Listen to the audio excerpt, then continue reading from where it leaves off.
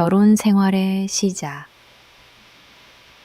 저는 평범한 직장인이자 사랑에 대한 평범한 꿈을 꾸던 여자였습니다. 20대 후반 직장 생활을 막 시작했을 때는 결혼이란 단어 자체가 그다지 현실적으로 다가오지 않았습니다. 하지만 시간이 흐르고 사회에서 결혼 정년기라는 압박과 주변 친구들이 하나둘 결혼 소식을 알리면서 저 역시 슬슬 내 미래의 반쪽은 어디에 있을까 하는 상상을 하게 되었습니다. 어릴 적 저희 어머니는 일찍 돌아가셨고 아버지께서 혼자 저를 힘들게 키우셨습니다.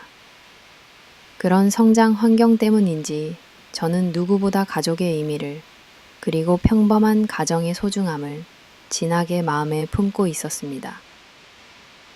아버지는 가부장적인 분이 아니었지만 세상에 저와 단둘이 있다 보니 늘 든든한 울타리처럼 느껴졌습니다.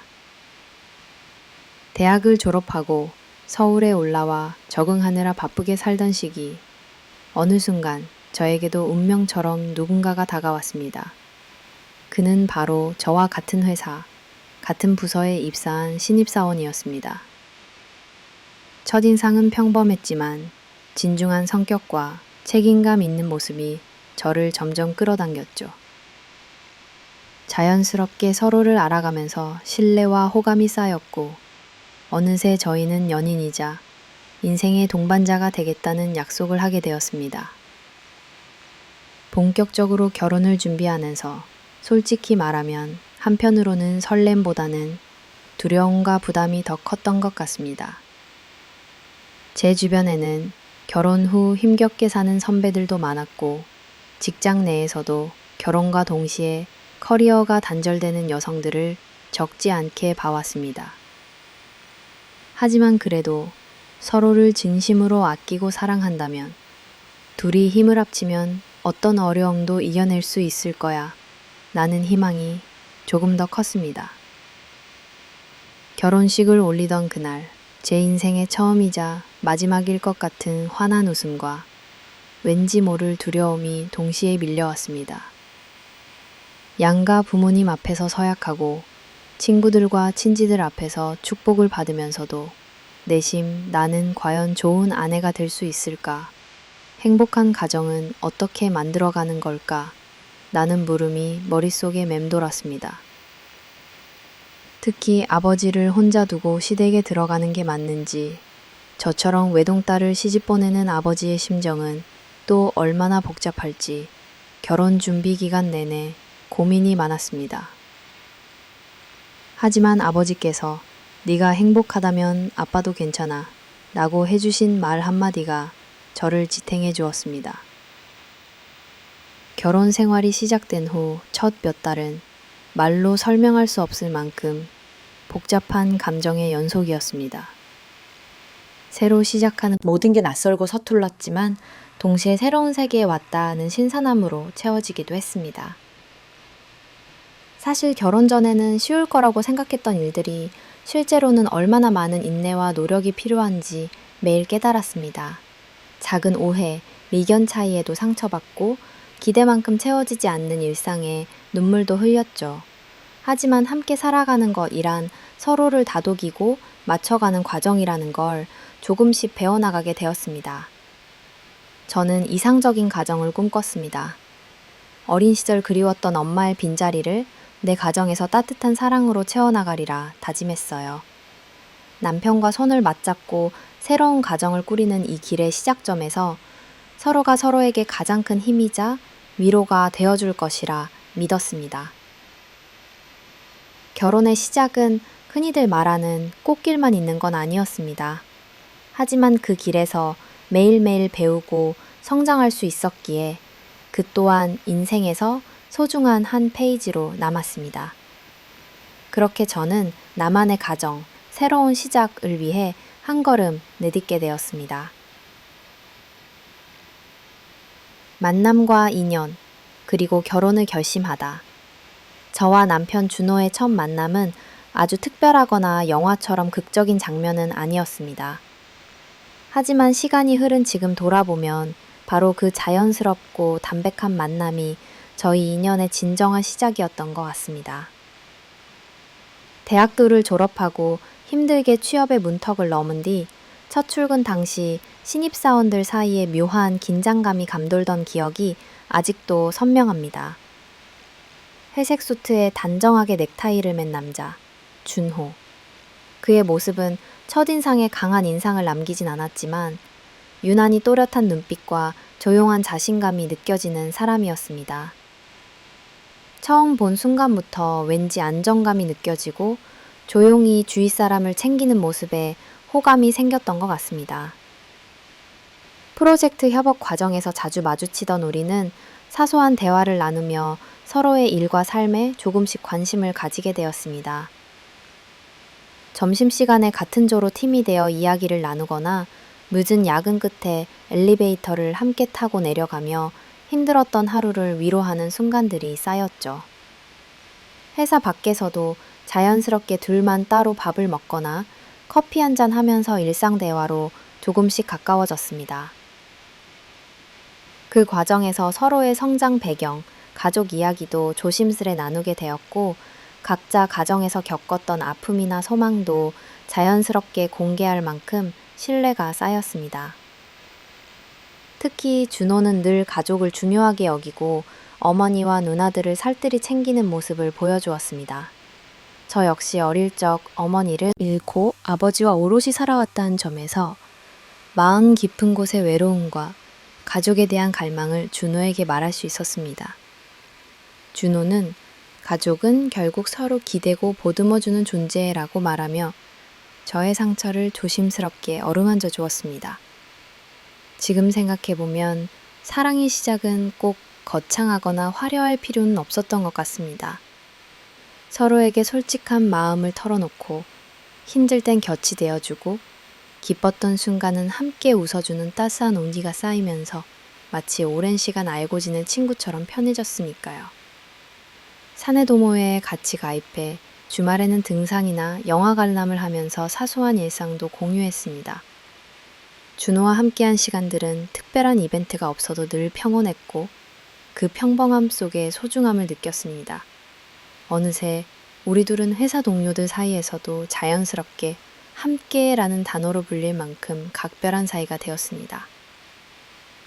처음 연인이 된 순간은 지금도 잊을 수 없는데 한겨울 눈이 내리던 밤, 퇴근 후 회사 앞 카페에서 둘이 나누었던 빙수 한 그릇이 시작이었습니다. 준호는 쑥스러운 목소리로 나랑 더 가까워지고 싶어. 우리 이대로만 함께하면 좋겠어 라고 말했고 저 역시 떨리는 마음으로 고개를 끄덕였습니다. 그날 이후 두 사람은 거창한 약속 없이 서로에 대한 믿음과 배려로 매일매일을 함께했습니다. 연애를 이어가던 어느 봄날 준호가 저희 아버지를 뵙고 싶다고 정식으로 인사를 청하였습니다. 아버지는 처음엔 다소 경계하는 듯 했지만 준호가 성실하고 진심 어린 태도로 마음을 열게 되셨죠. 가족의 일원으로 받아들여지기까지 많은 시간과 노력이 필요했지만 서로를 향한 사랑이 점점 더 확고해졌습니다. 프로포즈 역시 소박했지만 저만을 위한 진심이 담겨 있었습니다. 퇴근길 갑자기 불쑥 꺼낸 하얀 꽃과 앞으로 내 곁에서 평생을 함께 웃고 싶어. 내 가족이 되어줄래? 라는 말에 저는 그저 눈물이 고였습니다.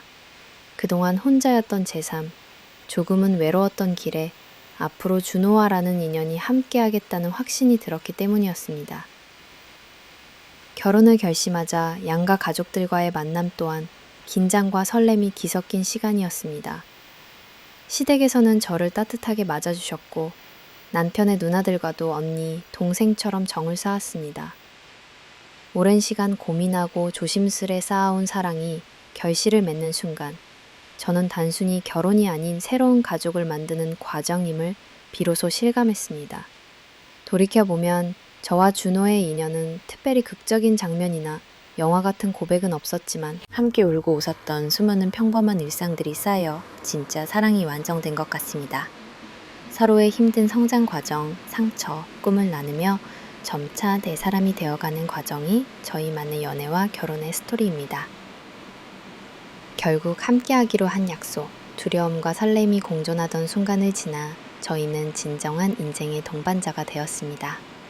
결혼을 결심하기까지의 시간은 짧지 않았지만 그 모든 시간들이 모여 지금의 우리를 만들었다는 사실에 감사함을 느낍니다. 시댁 인사와 첫 가족 만남의 도전. 연애 기간 동안에도 결혼이라는 단어를 입에 담는 것만으로 심장이 두근거렸지만 막상 결혼을 결심하고 처음으로 시댁에 인사드리러 가던 날의 심정은 말로 표현할 수 없을 만큼 복잡하고 불안했다. 아무리 준호와 오랜 시간 진심으로 사랑을 나눴다고 해도 새로운 가족이라는 낯선 울타리 안으로 들어간다는 것은 결코 쉬운 일이 아니었다. 처음 시댁에 향하던 아침, 유난히 손끝이 떨리고 더운 숨까지 차올랐다. 무엇을 입어야 할지, 첫인사는 어떻게 시작해야 할지, 심지어 어떤 음식을 피해야 하는지까지 한참 고민하며 거울 앞에서 여러 번 옷매무새를 고쳐 입었다. 아버지께서 최선을 다하면 그것으로 충분하다고 말씀해 주시긴 했지만 속마음은 긴장과 두려움으로 꽉 들어찼다. 시댁의 현관문 앞에 도착하자 준호가 조용히 제 손을 잡아주며 우리 부모님은 따뜻하고 너를 진심으로 반겨주실 분이야 라고 다독여 주었지만 막상 마음은 쉽게 진정되지 않았다. 문이 열리자 밝게 웃으며 맞이해 주시는 시어머니와 시아버지의 모습이 보였고 저와 처음 마주한 그 순간이 아직도 선명하다. 준호의 어머니 강희 여사는 단아한 미소로 저를 반기며 멀리서 오느라 고생 많았지요. 우리 집에 와줘서 고마워요. 라고 말씀하셨다. 겉으로는 환한 분위기였지만 그 속에는 사위 집안과 외동딸을 시집 보내는 저희 가족에 대한 배려, 그리고 며느리로서 첫 발을 내디딘 저에 대한 기대가 늘어져 있는 듯 느껴졌다. 식탁에는 이미 한상 가득 정성스럽게 차려진 음식들이 기다리고 있었다. 젓가락을 드는 것조차 조심스러웠고 시어머니께서 혹시 편식하는 음식 있니? 라고 물으실 때마다 최대한 예의 바르고 단정하게 답변하려 했었다. 식사 내내 부모님의 질문, 준호의 어린 시절 추억, 가족 사진에 관한 이야기 등 다양한 주제가 쏟아졌고 그 자리에서 가족으로 인정받는 느낌과 동시에 왠지 모를 평가의 시선이 느껴졌다. 더욱이 서로 다른 가정 환경에서 가족판 자란 차이, 특히 외동딸로 자란 저와 가족 구성원이 많은 시댁의 분위기는 더욱 낯설게 다가왔다. 대식구가 모이면 뭔가 특별한 애정 표현이나 농담이 오가는 모습, 또 형제 간의 장난 섞인 대화들이 매우 신선하고 부럽기도 했던 한편 한 부분에선 내가 그 안에 얼마나 잘 융화될 수 있을까 하는 의문이 들기도 했다. 가장 기억에 남는 순간은 식사 후 거실에 온 가족이 모여 앉아 대화를 나누던 때였다. 시아버지께서 우리 집에 들어와서 사는 것도 괜찮겠지? 너무 부담 갖지 말고 원하는 대로 편하게 얘기해줘.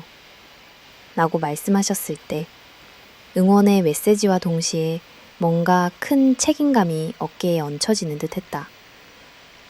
형님들과의 첫 만남도 또 다른 도전이었다. 준호의 누나들은 저를 새 식구라며 온화하게 대했지만 서로 속내를 완전히 알지 못하는 초조함이 둘러싸여 있었다.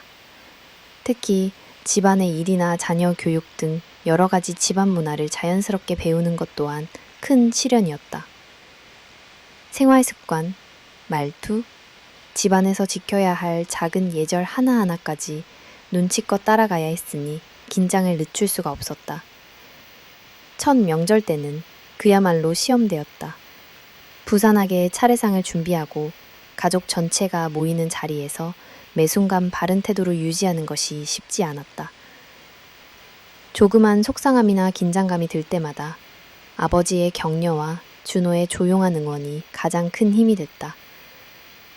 좋은 식구 앞에서 내가 잘 융합할 수 있을까? 어머니 아버지의 기대에 부응할 수 있을까?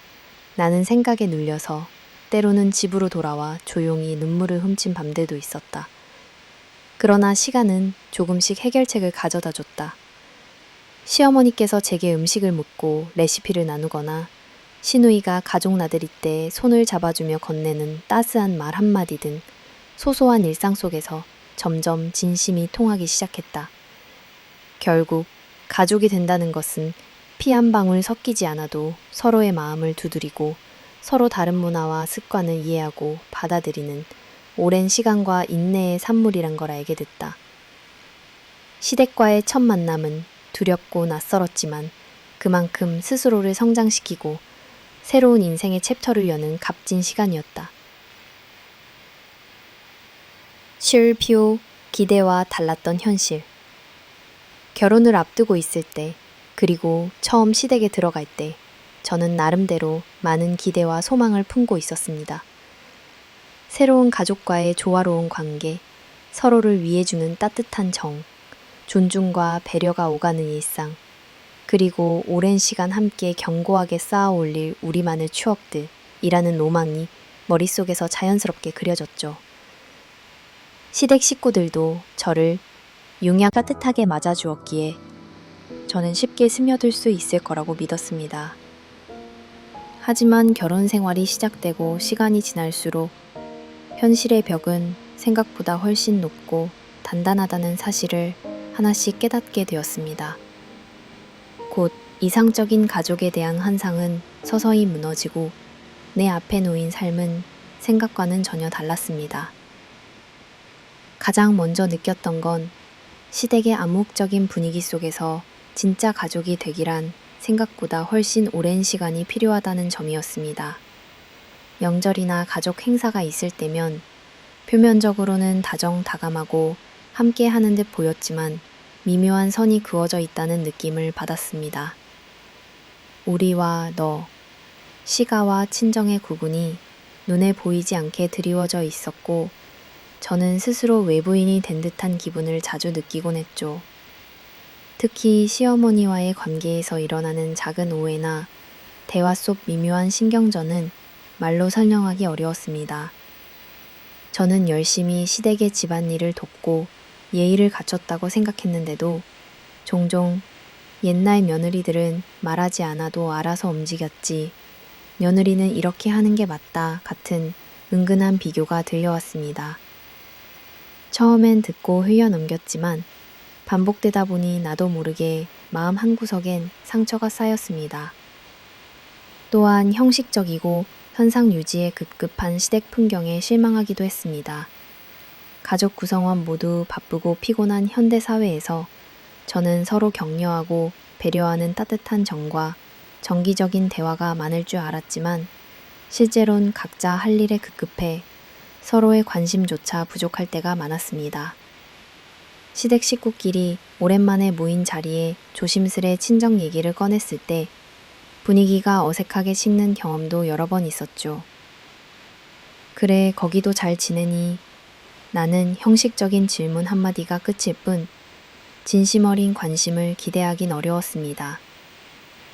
남편과의 관계 또한 달콤한 신혼의 환상이 길게 가지 않았습니다.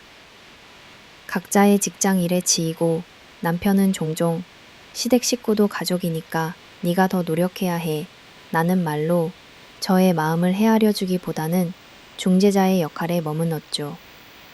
나는 나대로 세심하게 시댁에 적응하려 애썼고 남편은 그저 두 집안을 동시에 적당히 맞추려 애쓰다 보니 어느 순간 나 혼자 외롭고 지친 기분마저 들었습니다.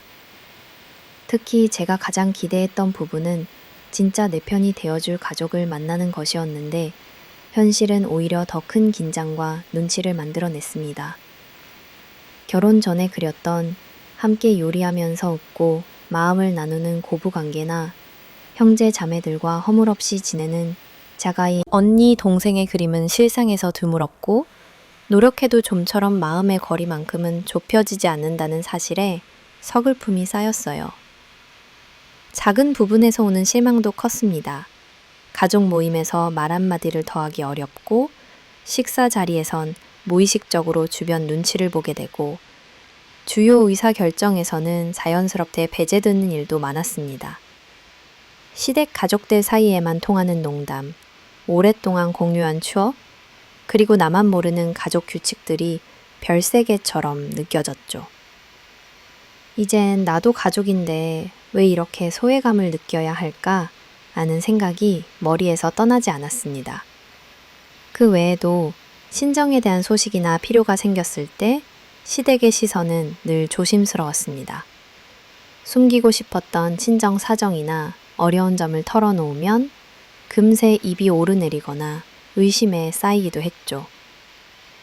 우리가 더 챙겨야 할 집이냐 는 식의 말들이 저를 사로잡아 때로는 친정마저 죄송한 대상으로 느껴지게 했습니다. 아마 결혼을 준비하면서 이상적으로 눈앞에 펼쳐진 가족의 모습은 진짜 현실에서는 쉽게 얻어지는 것이 아니었나 봅니다. 나는 나대로 좋은 며느리가 되고 싶었고 시댁 식구들도 쉽게 정을 나눌 수 있는 가족이 되어주길 바랐지만 각자 가지고 태어난 환경과 가치관, 살아온 시간이 달랐으니까요. 결국 깨달은 것은 가족이라는 단어가 의미하는 깊이는 스스로 쌓아 올려야 한다는 사실입니다.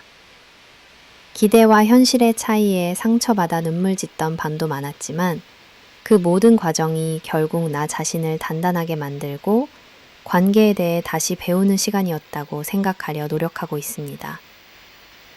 이렇게 생각보다 많은 것들이 기대와 다르게 흘러가도 그 속에서 나름의 의미와 소중함을 찾으려는 나의 모습도 조금씩 성장하고 있는 것 같습니다.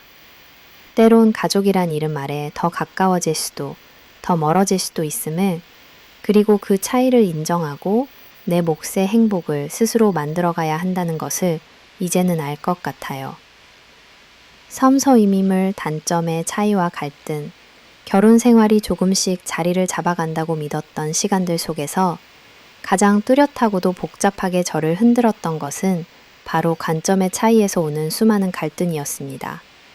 단순히 나이 차이나 남녀 차이에서만 발생한 것이 아니라 시댁과 저, 그리고 남편 각자 살아온 환경과 가치관, 기대의 차이 등 수십 년 쌓여온 인생의 결이 곳곳에서 충돌을 일으켰습니다. 말로만 듣던 문화의 충돌이 바로 제 일상에서 현실이 되기 시작한 것이죠. 가장 먼저 마주한 차이, 돈, 가족, 그리고 기대에 대한 생각. 결혼 초기에 저는 남편과 뜻을 모아 결혼 생활을 시작하면서부터 모든 것을 터놓고 함께 고민하면서 미래를 만들어 나가자고 약속했었습니다. 어찌 보면 굉장히 평등하고 상대방의 의견을 존중하려는 현대적인 태도에서 비롯된 결심이었죠. 남편 역시 동의했고 서로의 자유와 독립을 존중하는 선에서 관계의 밸런스를 맞추려 했습니다. 하지만 시댁은 달랐습니다. 규모가 크고 오래된 집안, 그리고 자식에 대한 애착이 유독 강한 시부모님은 가족이라는 울타리 안에서 모든 구성원이 하나가 되어야 한다는 전통적인 가치관을 강조하였습니다. 시부모님에게 가족이란 언제나 함께 희로애락을 나누고 사소한 일도 숨기지 않아야 하며 결정권은 어른에게 있고 가족의 이익이 항상 개인의 행복보다 우선이 되는 집단이었어요. 저는 경제적으로도 부부만의 통장, 부부만의 공간이 있어야 한다는 입장이었고 남편도 마찬가지였습니다. 그러나 시어머니께서는 결혼 후 얼마 지나지 않아 큰 돈은 집안 어른들에게 먼저 의논하고 각자 번 돈도 합쳐 공동자산으로 관리하는 게 당연하다고 은연중에 강조하셨습니다.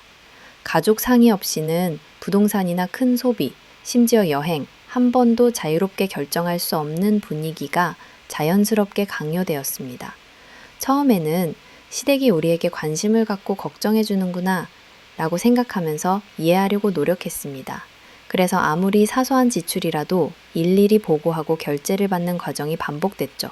하지만 시간이 지날수록 나는 이제 어른이 되었고 내 인생의 결정들을 스스로 내리며 살아가고 싶은데 나는 불만이 마음 한구석에 차곡차곡 쌓여갔습니다. 고부관계에서 느끼는 세대의 거리, 시댁과 저 사이의 관점 차이는 일상 곳곳에서도 드러났습니다. 예를 들어 시어머니는 여자는 무엇보다도 살림과 가족 돌봄에 헌신적이어야 한다는 전통적 가치관을 강하게 가지고 계셨습니다. 결혼 전까지 사회생활에 집중하며 자기 만족을 우선하던 저로서는 가족 우선, 남편 중심, 공손함과 순응적 태도를 기본으로 여기는 시댁 문화가 쉽게 받아들여지지 않았죠. 처음에는 며느리가 어머니와 함께 시장도 보고 함께 반찬도 만들고 시누이 집안일도 함께 해야 한다고 하시길래 좋은 며느리가 되려면 모범적으로 행동해야겠다고 생각했습니다. 하지만 저에게 쉽지 않은 요구들이 매주 이어지면서 점점 지치고 부담스럽게 느꼈어요. 심지어 고된 회사 업무가 끝나면 집안일까지 도맡아야 했기에 가끔은 내 삶이 하나도 남아있지 않은 기분이 들었습니다. 이뿐만이 아니었습니다. 남편이 집안일을 하거나 아이 돌봄에 적극적으로 참여하면 남자는 밖에서 일하고 여자가 아는 돌보는 게 맞지 않니? 라며 미묘하게 저를 책망하는 때도 있었습니다. 남편은 시대가 바뀌었다고 해도 시댁 앞에서는 늘 집안의 든든한 기둥 역할만 강요받았습니다. 자녀 교육과 사생활, 그 끝없는 간섭. 제가 힘들었던 또 하나의 차이는 자녀 계획과 양육에 관한 부분이었습니다. 저희 부부는 결혼 후 몇 년간 서로의 커리어에 집중하고 준비가 되면 아이를 갖기로 합의했습니다. 그러나 시부모님은 장소는 빨리 봐야 집안이 편하다. 나이 들어서 아이를 낳으며 힘들다고 노골적으로 압박하셨고 가족 모임 때마다 이제 좋은 소식 들을 때도 됐다. 요즘 젊은 사람들은 자기 생각만 한다는 말씀을 수없이 반복하셨습니다. 저는 몸과 마음의 준비가 되지 않은 채 아이를 낳고 싶지 않았습니다.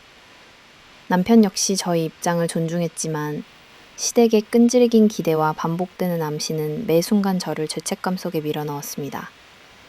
아이가 태어난 후에도 시댁의 교육관, 양육관은 저와는 너무 달랐습니다. 시어머니는 손주를 볼 때마다 음식을 일일이 간섭하며 이건 몸에 좋으니 꼭 먹여라, 저건 절대 주면 안 된다며 고집을 부렸고 심지어 아이의 옷이나 장난감 선택까지 매번 시댁에서 챙기려고 했던 적도 있었습니다. 아이의 교육 문제조차 집안에 교사가 있다, 가족들이 모일 때마다 머리 맞대고 결정하는 게 맞다고 말씀하시는데 저는 우리 부부와 아이만의 시간을 보장받고 싶은데 그것조차 쉽지 않다는 현실에 답답함을 느꼈습니다. 남편의 중재자적 태도와 그로 인한 양가 감정. 사실 이 모든 차이는 남편이라는 연결고리가 있었기에 버틸 수 있었다고 해도 과언이 아닙니다. 남편은 저와 시댁 사이에서 늘 중간자 입장에 섰고 가끔은 제 편을 들어주거나 시댁 어른들의 기대를 조율하며 고군분투했습니다. 하지만 시간이 갈수록 애매모호한 중립이 저에게는 더 큰 상처로 다가왔습니다. 남편은 오랜 기간 가족의 기대와 책임 속에서 자랐기에 가정 내 권위는 부모님께 있다는 관념을 쉽게 버리지 못했습니다. 이런 남편의 태도 역시 또 다른 관점 차이의 실체였습니다. 예를 들어 부부의 재정 문제나 휴가, 여행, 큰 결정이 있을 때 엄마한테 물어보고 결정하자며 조심스레 말하는 남편의 모습은 저를 실망시켰습니다. 저는 성인 부부라면 둘이 상의해서 결정하는 걸 원했지만 남편은 가족 전체의 화목을 위해 혹은 부모님을 실망시키기 싫어서 의견을 유보하거나 쉽게 양보하는 태도를 보였습니다. 이럴 때마다 저는 나는 언제쯤 한 집안의 어른으로 인정받을 수 있을까 하는 자괴감에 빠졌습니다. 1. 커리어 그리고 자기 실현의 의미. 저와 시댁의 차이는 직장 생활과 자기 실현에 대한 생각에서도 뚜렷하게 드러났습니다. 저는 회사에서 주어진 역할에 최선을 다하고 커리어를 통해 성장하는 삶의 자부심을 느끼는 사람이었습니다. 결혼 전부터 일과 가정의 균형을 꼭 이루겠다는 신념이 있었죠. 그러나 시댁에서는 며느리의 사회생활보다 언제나 가족의 곁을 지키고 집안 행사에 최우선적으로 참여하는 것을 더 높이 쳤습니다. 며느리가 중요한 회사 일정 때문에 가족 모임에 못 가는 것, 야근이나 출장으로 시댁 어른들의 부탁을 거절한 경험이 사실 뒤끝 없이 넘어가지 않았습니다. 시어머니는 당신 회사가 아무리 바빠도 가족이 서로 챙겨주고 도와야 근본이 흔들리지 않는다며 저를 타이르셨고 저는 회사 안팎에서 계속 책임감을 느껴야 하는 현실이 안타까웠습니다. 주말이나 명절, 시댁에서 일을 돕고 가족 행사에 참여해야 할 상황이 겹치면 늘 제가 손해보는 쪽이 되었죠. 그렇게 쌓인 피로감은 때로는 회사나 사회생활에서의 자존감을 약화시키기도 했습니다. 커지는 오해와 신뢰의 단절. 시간이 흐르면서 서로에 대한 오해가 깊어졌습니다. 시어머니는 진심으로 저를 가족으로 대하려 했겠지만 저에겐 지나친 간섭과 통계처럼 느껴졌습니다. 특히 미묘한 말 한마디가 의도와 다르게 해석되어 상처가 되기도 했죠. 가족이라서 걱정해서 하는 말이라는 명분과 내가 가족이 아니었으면 이렇게까지 신경 안 썼다는 의도는 언제나 불편한 경계선을 만들었습니다. 서로의 가치관을 이해하겠다고 노력은 했지만 충돌은 끊임없이 반복되었습니다. 시댁의 기대는 희생과 순종, 가족의 연대였지만 저에게는 자율과 개인 존중이 가장 중요했습니다. 저는 더 잘 적응하려 애쓰면서도 점차 내 모습을 점점 잃어가는 기분에 무력감이 쌓였습니다. 가족 행사나 크고 작은 의사결정에서 자연스럽게 소외되거나 의견을 말해도 아직은 잘 몰라서 그런 거다는 식의 반응들이 반복됐죠. 작은 일상이 만든 균열. 이러한 관점 차이와 긴장은 일상 속 작은 사건들로 쌓여 점점 크게 다가왔습니다. 예를 들어 시댁에 놀러 가면 오늘은 나도 좀 편히 쉬고 싶다는 생각에도 불구하고 손님이 아닌 가족이니까 당연히 일을 도와야 한다며 부엌이나 거실에서 항상 일해야 했습니다. 자연스럽게 남편이 아이와 놀고 있을 때 저 혼자만 주방에 남아 일을 하게 되는 상황이 반복되었죠. 또 식사 자리에서 시댁 친척들이 돌아가며 가까운 사돈이나 손주 소식을 묻는데 저희 부부의 이야기는 간단히 넘어가고 주제가 금세 시댁 사람들 중심으로 흘러가는 일도 여러 번 있었습니다. 때로는 친정집에서 일이 생겨 잠시 다녀가야 할 때도 네가 며느리라면 집안일을 먼저 생각해야지. 아직 애가 잘 모자라나 보다. 라는 말을 듣기도 했습니다. 이런 말들은 겉으로는 평범해 보여도 저에게는 정서적 거리감과 서운함을 남겼습니다. 이해와 변화, 그리고 갈등의 끝에서 이토록 깊은 관점의 차이 속에서도 저와 남편은 갈등을 피하지 않고 천천히 마주하려고 노력했습니다. 서로의 말에 귀 기울이고 때로는 울분을 토로하며 때로는 타협점이나 새로운 기준을 세우려 했습니다. 하지만 솔직히 많은 시간 동안 관점의 차이는 쉽게 극복되지 않았고 때로는 사랑 또는 가족이라는 이름으로 모든 걸 참아야 한다는 강박이 저를 더욱 힘들게 하기도 했습니다. 삶의 틈틈이 저는 자주 가족이란 무엇인가 스스로에게 묻곤 했습니다. 그 답은 아직도 쉽게 정리되지 않습니다.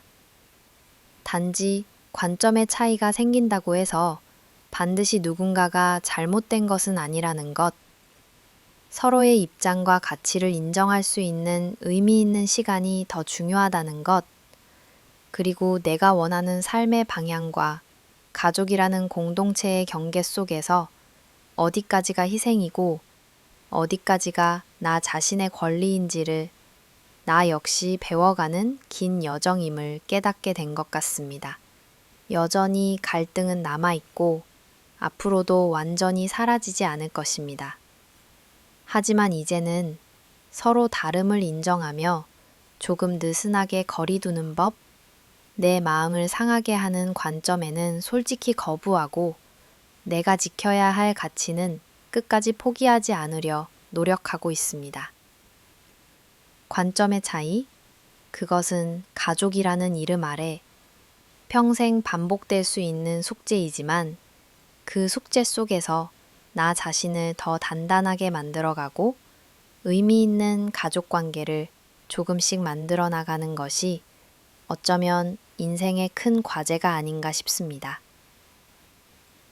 예상치 못한 시련, 아버지의 병환. 결혼 후 몇 년 동안 크고 작은 갈등과 고민 끝에 조금씩 새로운 환경, 바로 나의 인생에서 가장 소중한 존재, 아버지께서 불치병 판정을 받으셨다는 소식이었다. 그날의 충격과 공포, 그리고 그 후로 이어진 감정의 소용돌이는 평생 잊을 수 없을 것이다. 불안의 시작과 가족의 걱정, 서늘한 가을바람이 불던 저녁, 오랜만에 친정에 전화했다. 그런데 아버지의 목소리가 평소와 달리 힘이 없고 쩌렁쩌렁했던 말투 대신 자꾸 헛기침만 하셨다. 늘 강건하신 분이 건강을 한 번 더 챙기시라는 농담이 오가며 전화를 끝냈지만 어딘가 예감이 좋지 않았다. 며칠 뒤 동생에게서 아버지가 병원에 입원하셨다는 다급한 전화가 걸려왔다. 일이 손에 잡히지 않아 그날로 모든 약속을 취소하고 병원으로 달려갔다.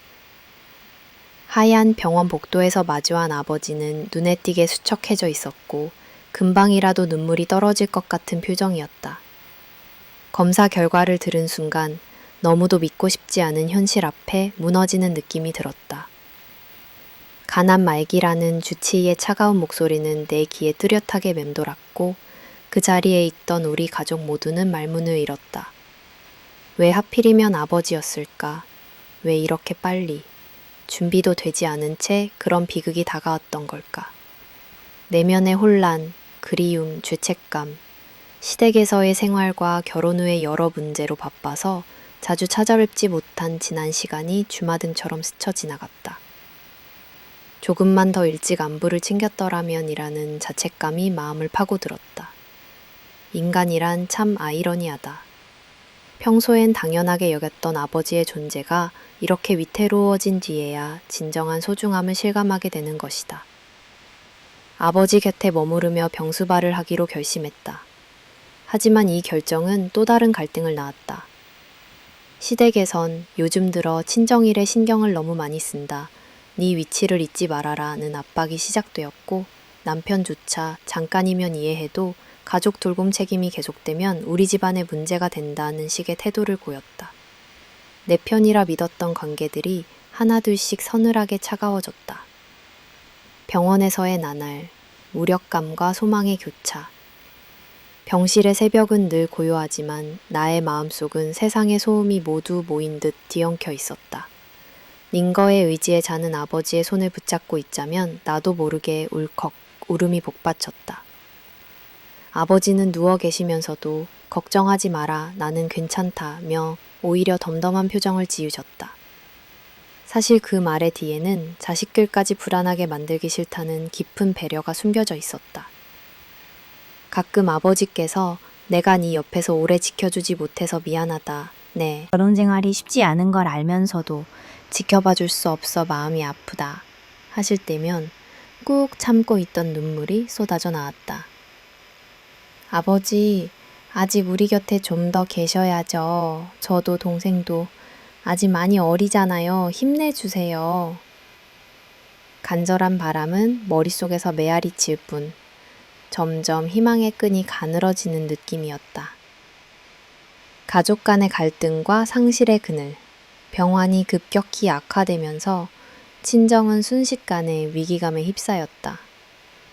모두가 지쳐갔지만 아무도 제대로 된 위로를 건네줄 수 없었다. 시댁 쪽에선 이제 그만 마음도 돌리고 가족 일상에 충실해라는 목소리가 커졌다.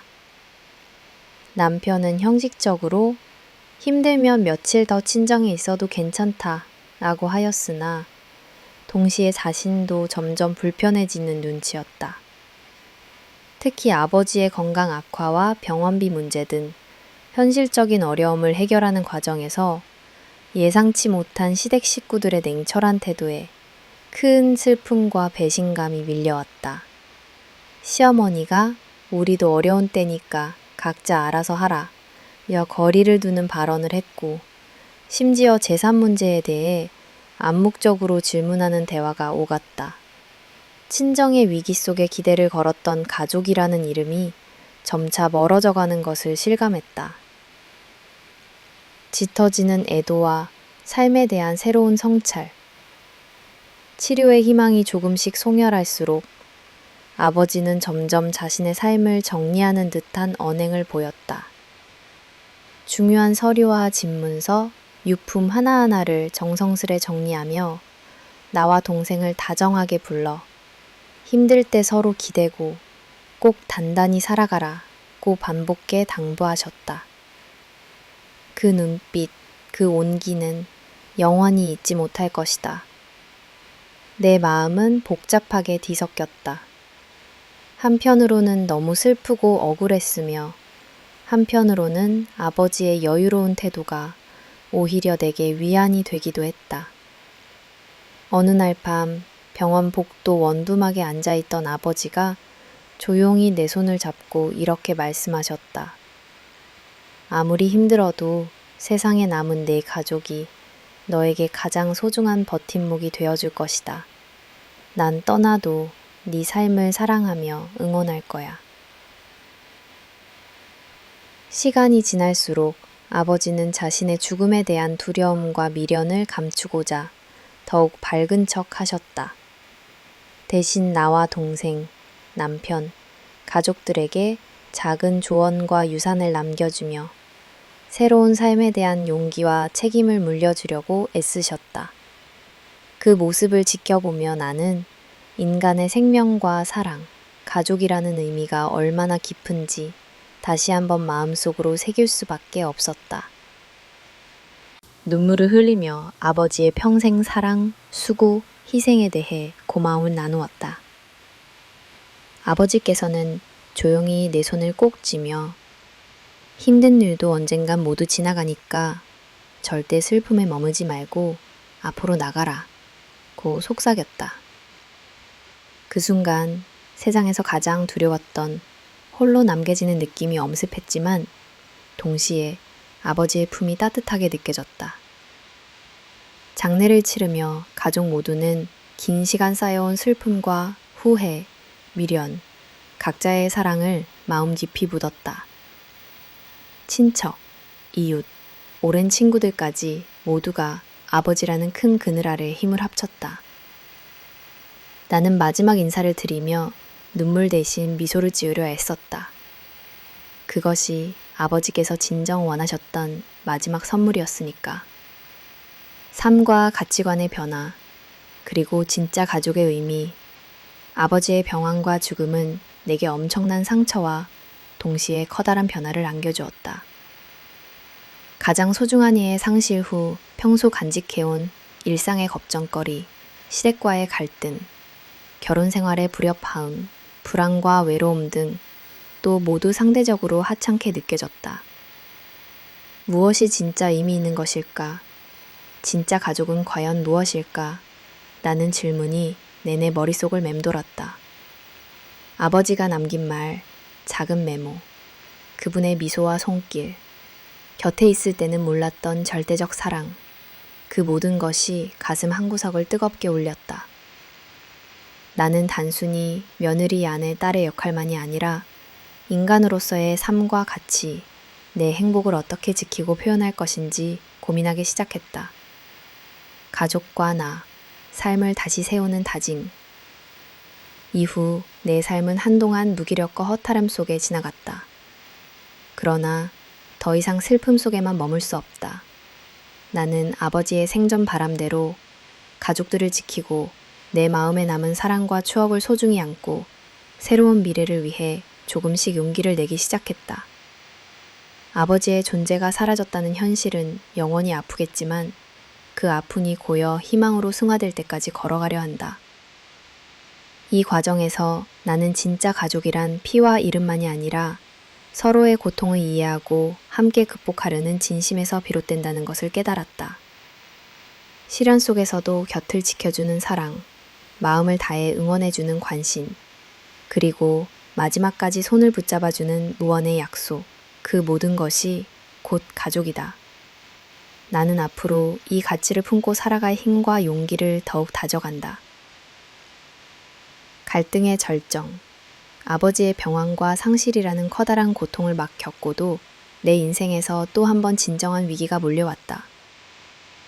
차라리 이전까지의 갈등은 오해와 문화의 차이, 인정받지 못하는 서운함이나 반복되는 실망에서 오는 부딪힘이었다면 이제 나는 가족이라는 이름 뒤에 숨겨져 있던 진짜 민낯과 그 어떤 상상보다 어두운 진실을 마주해야 했다.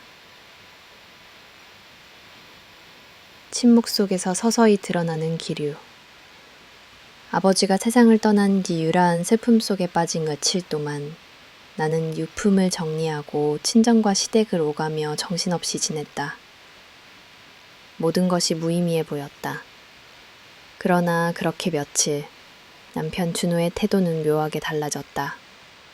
장례를 마치자 그가 내게 슬쩍 꺼낸 말은 혹시 아버지 명의로 된 재산 관련 서류와 도장 다 챙겼지? 앞으로 관리 편의를 위해 우리 이름으로 정리해두자는 것이었다.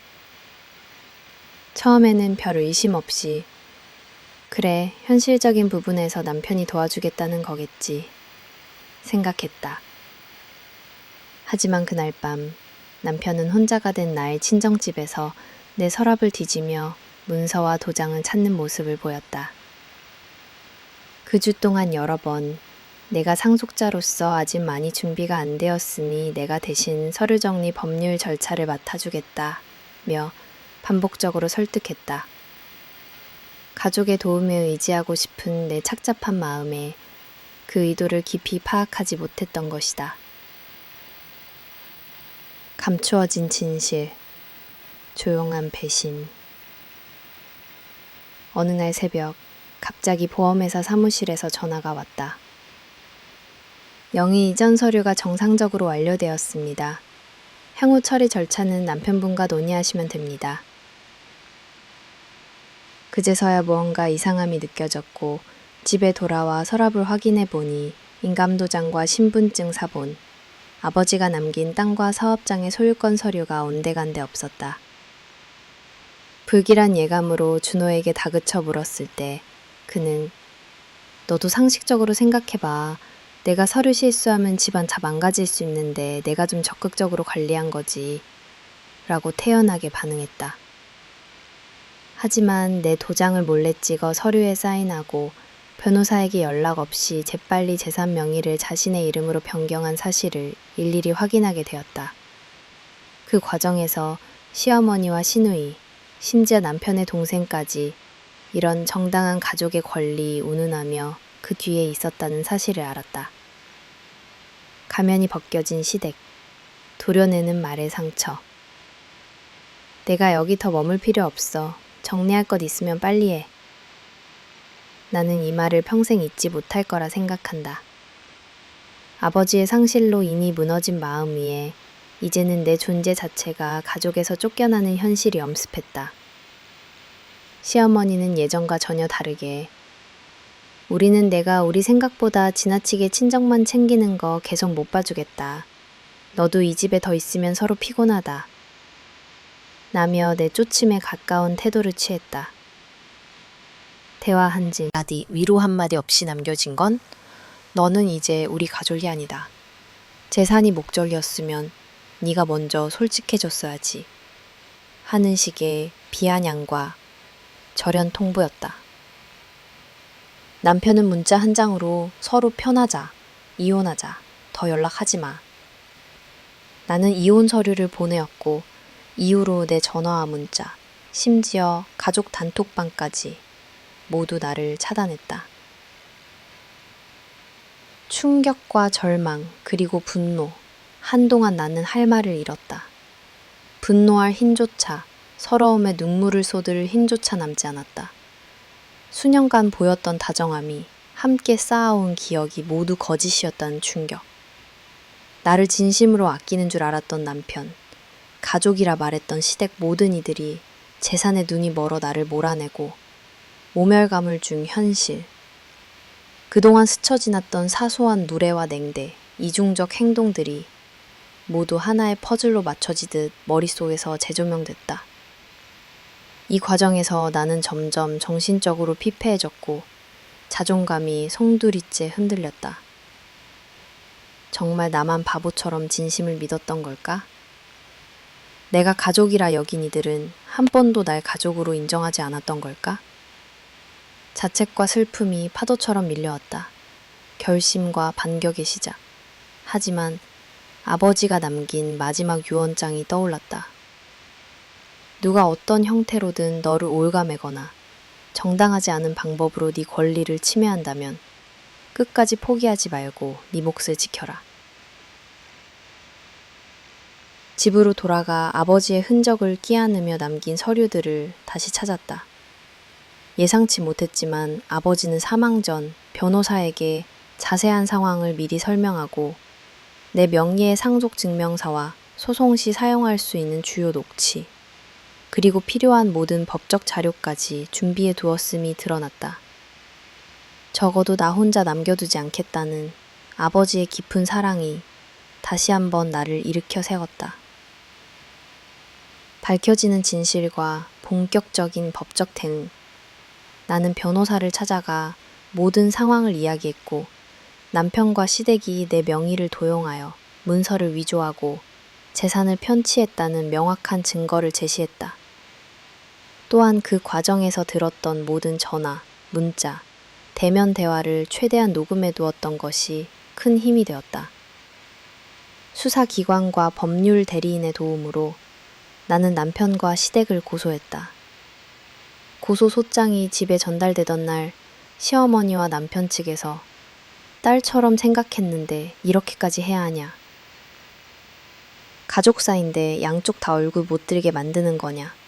며 협박과 회유가 이어졌다. 하지만 나는 한치의 망설임도 없이 이제는 더 이상 가족도 연민도 없습니다. 제 몫을 찾고 영예를 되찾겠습니다. 라고 대답했다. 내적 성장, 긴 소송 과정은 녹록치 않았다. 주변 친척들, 심지어 몇몇 친구들까지 가족 간 법정 싸움하면 평생 상처돼. 그래도 네가 조금 양보하는 게 낫지 않겠냐고 걱정하거나 타협을 권유했다. 그래도 나는 흔들리지 않았다. 이 싸움은 더 이상 돈이나 집 문서를 넘어서 나 자신의 존엄성과 내 삶 전체에 대한 선언임을 깨달았기 때문이다. 매일 법정에서 진술하고 변호사와 밤새 서류를 정리하는 동안 나는 점차 의존적이던 딸, 며느리가 아니라 내 인생의 주체, 스스로를 지키는 진짜 어른으로 성장해감이 느껴졌다. 마치 긴 터널을 걷듯 외롭고 두려웠지만 내 안에는 아버지의 마지막 손길과 응원, 눈물이 된 지난날의 상처가 불씨처럼 살아있었다. 갈등의 끝, 그리고 새로운 시작. 결국 판결은 내 편에 손을 들어주었다. 남편이 위조한 사문서, 시댁의 부당한 재산 갈취 시도 모두 공적으로 규명되었고 내 명으로 상속된 유산은 온전히 되돌려받았다. 그와 동시에 나는 남편과의 혼인관계를 깨끗이 종료할 수 있었고 시댁과의 모든 법적 관계도 단절해 새로운 시작을 다짐했다. 거의 1년 가까이 이어졌던 이 혼돈 속에서 나는 소중한 것과 버려야 할 것을 분명히 구별하는 법을 배웠다. 가족이라 불러도 그 본질이 신뢰와 존중 없이는 결코 완성될 수 없다는 것도 뼈저리게 깨달았다. 나를 찾아가는 반성과 성찰. 이제 나는 예전처럼 다시는 쉽게 사람을 믿지 않지만 더 이상 누구도 내 인생을 대신 결정하게 두지 않는다. 먼지 쌓인 아버지의 사진 앞에 앉아 이제야 진짜 어른이 된 것 같아요. 그리고 아버지가 원하던 대로 어떤 시련도 나를 넘어뜨릴 수 없음을 알게 되었어요. 라고 말할 수 있게 되었다. 내 인생에서 가장 치열했던 이 시기의 끝에 나는 단지 재산이나 가족의 울타리가 아니라 나 자신과 내 존엄, 그리고 진정한 사랑의 가치를 건져 올렸다. 시댁의 속내, 아버지의 병환과 죽음, 그리고 남편과의 갈등 끝에 맞이한 또 다른 비극은 그동안 숨겨져 있던 시댁 식구들의 본심이 점차 명확히 드러나는 순간이었다. 나는 오랜 시간 비록 문화와 세대차가 있더라도 마음만은 서로를 이해하고 존중하며 살아가는 것. 이 가족의 본질이라고 믿고자 노력해왔다. 하지만 그들의 진짜 속내를 마주하게 된 순간, 누가 적이고 누가 내 편인지 위로와 공감, 애도의 말투는 점차 사라지고 대신 직접적인 이익과 현실적 고민이 대화의 중심을 차지했다. 시어머니는 나와 마주칠 때마다 오랜만에 친정에 무슨 일 있냐? 유산 정리가 얼마나 걸릴 것 같으냐? 는 식의 질문만 던졌다. 처음에는 무심코 넘겼지만 점차 집안 전체가 내게서 어떤 결과만을 기다리는 듯 불편한 시선을 보내고 있다는 점을 알 수 있었다. 가족 모임에서는 내 존재가 무색할 정도로 대화에서 배제되었고 남편의 누나와 동생들은 나에게 노골적으로 거리감을 두기 시작했다. 작은 조카들조차도 이전엔 나를 이모 혹은 새언니로 가까이 따랐지만 가족 어른들의 표정이 바뀐 뒤로는 말수도 줄고 눈길을 피하기 일쑤였다. 재산 문제, 드러나는 탐욕. 아버지가 평생 쌓아왔던 재산과 집, 그리고 몇몇 사업 자산은 갑자기 남편과 시댁의 주요 관심사가 되었다. 남편 준호는 이전까지는 전혀 관심조차 없던 친정집의 부동산, 예금, 주식, 보험 등에 대해 내게 끊임없이 물으며 심지어는 친정집 금고 위치나 비밀번호까지 알려달라고 요구했다. 시어머니와 시누이는 딸이라도 아버지 유산의 상당 부분은 결국 우리 집 몫이 되지 않느냐. 네가 앞으로 아이를 낳고 키우려면 우리가 재정을 관리해야 한다는 논리를 펼치며 점점 더 적극적으로 내 경제적 자유와 결정권을 제한하려 했다. 식탁에 앉아 있을 때도 시댁 식구들은 노골적으로 재산, 세금 문제는 우리 쪽 사촌이 세무사니 다 한번 넘겨보자. 어차피 시집에서 사는 거면 친정 재산 정리는 빨리 마무리해서 집 이름도 바꿔야 한다. 는 식의 조언 아닌 조언을 주고받았다. 주인공을 외면하는 가족의 태도 변화 분위기는 점점 더 차가워졌다. 남편 준호는 더 이상 내 감정이나 건강엔 관심을 두지 않았고 내게 남겨진 슬픔이나 외로움에 대한 공감은 찾아볼 수 없었다. 그는 절차상 필요한 모든 것, 등기, 인감, 계좌 이체, 내게 몰아붙이며 빨리 마음 추스리고 현실을 보라고 말하곤 했다. 어느 날 내가 아버지의 사진 앞에서 조용히 눈물을 닦고 있을 때 시어머니가 무심하게 여기서 울지 말고 큰일 하나도 없었던 것처럼 행동해. 울면 아이에게 불운이 없는다. 며 매정한 말을 내뱉었다. 그 순간 내가 기대온 모든 가족적 온정은 허상일 뿐임을 뼈저리게 느꼈다. 특히 명절이나 가족 행사가 닥쳐올 때는 내 의사는 철저히 무시당했으며 상속 과정에서 벌어질 수 있는 문제가 토론 주제가 될 때마다 마치 내가 시댁을 위한 유산 창구에 유과한 존재처럼 취급되었다. 얄팍해진 인간관계, 뿌리째 흔들리다. 이런 변화는 단지 감정적 소외에 그치지 않았다. 시집에서 친정에 대한 시상을 아예 냉담하게 바꿨고 심지어 친정집 유산을 두고 아이를 명분 삼아 압박하는 발언이 이어졌다. 남편은 자식 하나 제대로 키우려면 친정 재산 활용도 생각해야 한다. 고 공공연히 말했으며 시누이들은 네가 가진 것도 결국 우리 가족의 복지 아닌가? 네가 너무 고집부리면 가족 간 신뢰만 깨질 뿐. 이라며 대놓고 압박했다. 이 과정에서 나는 점점 인간관계에 회의감을 느끼기 시작했다. 과거에는 최소한의 연대감이나 상호 배려가 남아있다고 믿었지만 이제는 명분도 감정도 심지어 공동체의 기초였던 신뢰도 무너지고 있음을 깨달았다. 진실로 드러난 목적, 나 아닌 재산이 중심. 갈등은 극에 달해 있었고 나는 점차 내 존재 그 자체가 아니라 내 이름과 도장, 계좌 정보, 유산에만 관심이 집중돼 있다는 사실을 실감했다. 내 마음이 아프든 친정 아버지를 잃은 슬픔에 빠졌든 시댁 가족들은 오직 얼마나 남겼냐, 얼마를 가져올 거냐만 집착했다. 결국 남편과 시댁은 나에게 가족이란 건 어려울 때 힘을 합쳐야 한다. 는 명분을 이유로 내가 처분할 수 있는 모든 자산을 번호표처럼 적어달라고 요구했다.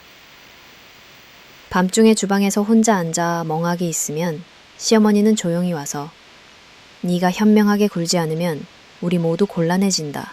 며 협박 섞인 말을 남기고 하곤 했다.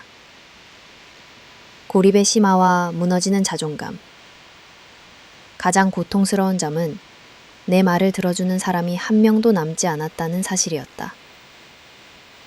친정 아버지가 돌아가신 이래 친정에서조차 뭔가를 기대하기 어려웠고 시댁에서는 내 고통을 외면할 뿐 아니라 가끔은 네가 애초에 더 신중했다면 이런 일 없었을 것이라는 책임 전가까지 했다. 주변 친척들, 심지어 오랜 친구들까지도 가족이면 어느 정도 포기하는 것도 필요하지 않냐 거나 돈 문제로 너무 예민해하지 말라는 식의 뉘앙스로 조용히 거리를 두기 시작했다.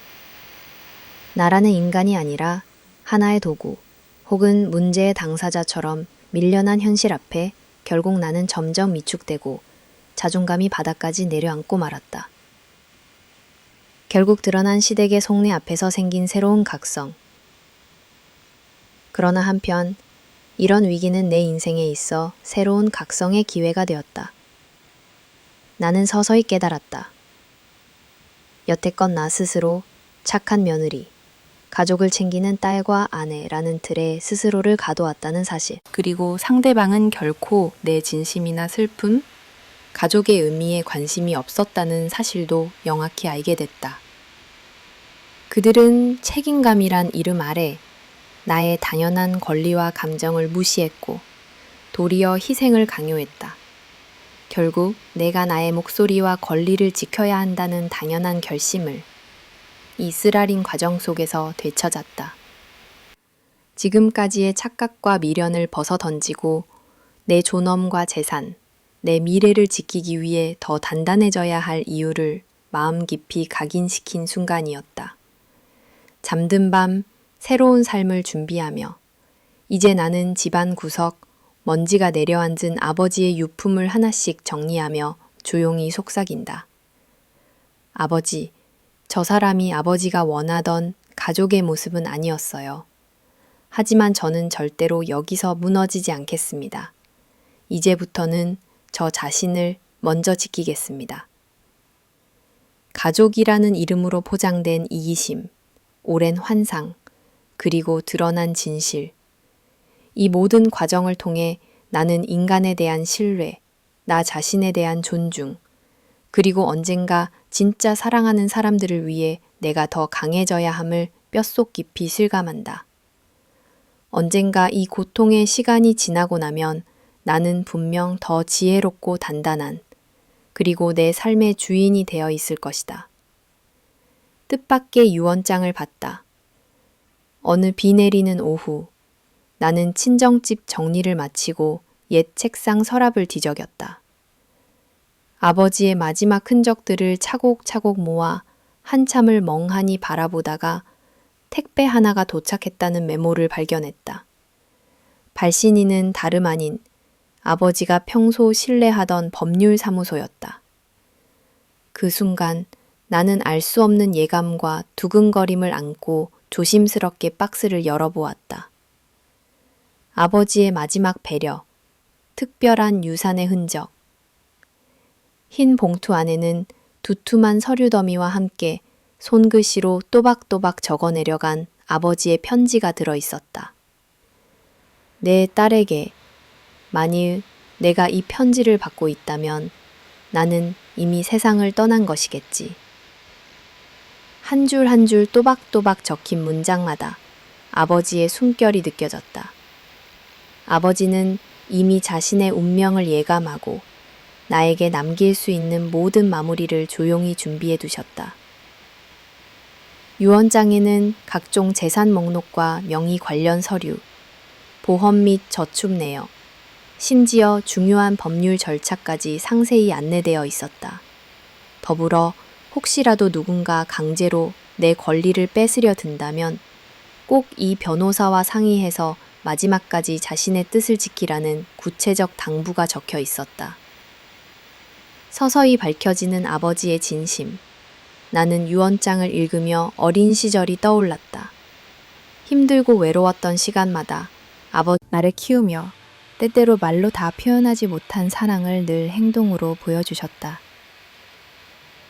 네가 어디에 있든 누구 곁에 있든 너의 삶과 권리는 반드시 네 손으로 지켜야 한다. 그 당부는 평생 아버지가 걸어온 삶의 신념, 그리고 나를 향한 절대적인 신뢰를 담고 있었다. 아버지는 친정집과 관련한 부동산, 예금, 사업지분, 보험, 귀중품 등 모든 자산을 내 명의로 이전할 수 있도록 사전 법적 장치를 마련해 두셨다.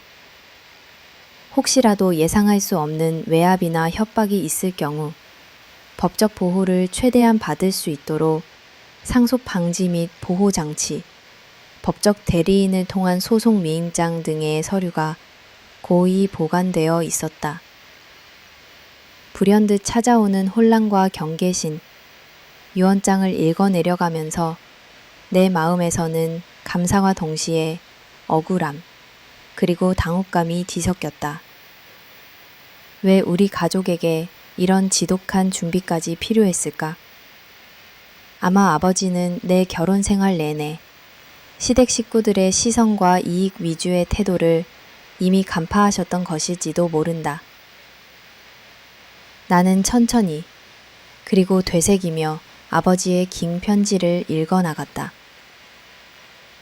네가 지금 얼마나 힘든지, 혹시 내가 옆에서 너를 지키지 못하게 될까 오랫동안 걱정했다. 주변이 어떤 시선을 보내든 네 인생은 네가 선택해야 한다. 어떤 위협이나 거짓 앞에서도 스스로를 보호하고 네 마음의 존엄을 놓치지 마라. 새로운 진실을 직면하며 누구에게도 꺼내놓지 못했던 감정이 한꺼번에 폭발하는 순간이었다.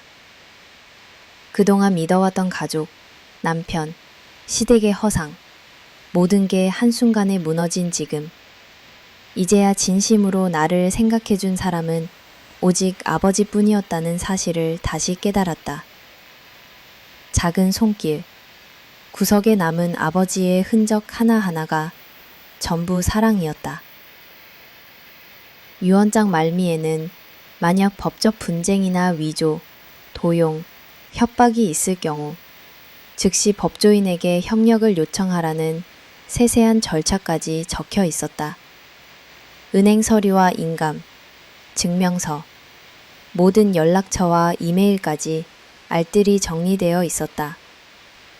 그 철저함은 기에 이어질 내 일상, 그리고 위기 대응에 큰 방패가 되리란 생각이 들었다. 시댁과 남편의 반응 드러나는 본심. 며칠 후 각종 유산 서류와 명의 변경에 대한 소문이 시댁에 전해지자 그들의 태도는 완전히 바뀌었다. 남편은 내가 네 대신 문서 처리를 도와줄 테니 변호사에게 맡기지 말고 내 말만 믿으라고 집요하게 설득했다. 시어머니와 시누이는 미래를 위한 거니까 내 명의로 잠시 바꾸는 게 어때? 라며 노골적으로 요구했다. 나는 아버지의 유언장과 법적 지침을 따라 변호사에게 모든 상황을 알리고 어떤 문서에도 서명하지 않았다. 그때부터 시댁 가족의 눈빛과 말은 점점 매몰차고 모욕적으로 바뀌기 시작했다. 결정의 순간, 자유냐, 굴종이냐. 하루는 남편과 시어머니가 다짜고짜 내게 찾아와 큰 소리로 외쳤다. 가정, 내 평화를 지키고 싶으면 다 함께 상의해서 명의를 바꿔야 한다. 네가 이렇게 혼자 욕심부리면 이혼도 감수해야 할 거다. 나는 그제야 명확히 깨달았다. 이들에게 나는 한 명의 가족도 누구의 아내도 며느리도 아니었다. 그저 하나의 이익 공급자일 뿐이었다. 세상에 홀로 남겨진 느낌, 그러나 동시에 내 손에 남겨진 아버지의 깊은 가르침이 나를 바로 세웠다. 아버지의 사랑이 남긴 용기와 결심, 나는 모든 서류를 변호사와 상의하며 시댁과 남편의 어떤 요구에도 단호히 거부의 뜻을 밝혔다. 이 재산은 아버지께서 오직 저와 동생, 그리고 저희 친장의 미래를 지키기 위해 남긴 것입니다. 제 명예와 권리를 반드시 지키겠습니다. 가는 길이 고독해도 이제 내 삶의 주인은 오직 나 자신임을 인정했다. 그날 밤 눈물을 흘리며 아버지의 사진을 꺼내어 이렇게 속삭였다. 아버지, 제게 남겨주신 신뢰와 사랑을 절대 헛되이 하지 않겠습니다. 저 자신을, 우리 가족의 이름을 지키기 위해 끝까지 싸우겠습니다. 인생의 전환점에 선 나, 이 유언장 발견은 단순한 상속 그 이상이었다. 아버지가 평생 몸소 보여준 사랑, 용기, 성실함, 그 모든 것이 내 삶의 나침반이 되었다. 시련 속에서도 사랑과 신념을 굳건히 품었던 아버지처럼 나 역시 단단해져야겠다고 다짐했다. 나는 이제 법의 힘에 기대해 정의를 찾기로 결심했다. 미래에 무엇이 날 기다리든 더 이상 슬픔과 불안에 얽매이지 않고 아버지의 마지막 선물이 나에게 준 진짜 어른으로 성장하는 삶을 담대하게 걸어가리라 다짐했다. 소송과 정의의 회복. 아버지의 마지막 유언장과 각종 법적 서류를 손에 쥔 순간 나는 다시는 이전의 내가 아니었다. 이제 누구도 내 권리와 소중한 아버지의 유산을 함부로 넘볼 수 없다는 확신. 그러나 동시에 사랑이라 믿었던 가족과 남편, 시댁과의 최종적인 결별과 냉혹한 현실을 받아들여야 한다는 공포도 나를 엄습했다. 소송을 결심하기까지의 밤, 내가 아버지의 마지막 당부대로 변호사를 찾아갔던 밤, 손이 덜덜 떨렸다. 변호사 사무실에 처음 들어섰을 때 이전 느꼈던 그 어색함, 불안, 그러나 마음 한편엔 이제 끝까지 싸워야 한다는 결의가 있었다. 나는 아버지가 평생 모아온 재산과 신뢰, 그리고 나 자신을 스스로 지키기 위해 증거 자료를 이고지고 상담실에 앉았다. 남편과 시댁이 제 도장을 도용했습니다. 상속된 재산은 저 모르게 자신들 명의로 옮기려 했고 이미 일부는 그 절차가 진행되었습니다. 이건 용서받을 수 없는 배신이며 제 인생 전부에 대한 부정입니다. 변호사는 현대 사회에서도 여전히 가족이라는 이름 하에 소송을 꺼려하는 이들이 많다며 내 결심을 존중하고 데이터와 녹음 파일, 문자 메시지 등 모든 증거를 꼼꼼히 확인했다. 나의 증언과 서류, 그리고 아버지가 남긴 명확한 법적 준비 덕분에 우리는 꽤 강한 승소 가능성에 확신을 가질 수 있었다. 법적 절차의 시작과 시댁의 반격, 고소장이 접수되자마자 시댁의 반응은 예상을 뛰어넘었다. 시어머니와 남편, 시누이들은 연이어 전화를 걸어와 가족끼리 이렇게까지 할 필요 있냐.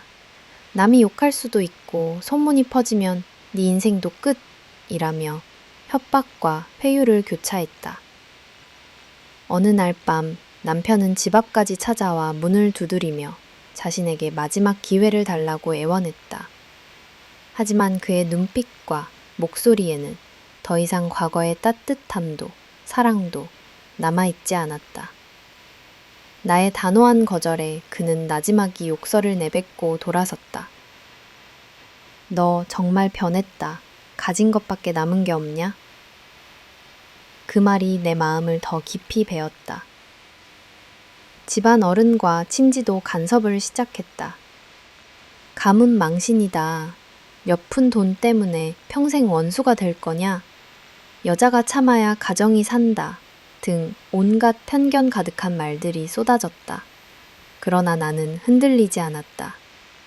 나는 내가 믿은 사랑과 의리가 배신으로 돌아서는 이 현실을 바로잡기 위해 법의 심판을 받기로 결심했다. 진실을 밝히기 위한 싸움. 법적 공방은 생각보다 지루하고 지난했다. 출석, 답변서 작성, 증인신문, 각종 진술 등 처음엔 생소하고 버거웠다. 변호사와 함께 밤늦게까지 증거를 정리하며 움직였다. 녹음 파일에는 남편과 시댁이 내 도장을 사용하며 대화했던 생생한 목소리. 이건 다 가족을 위한 것.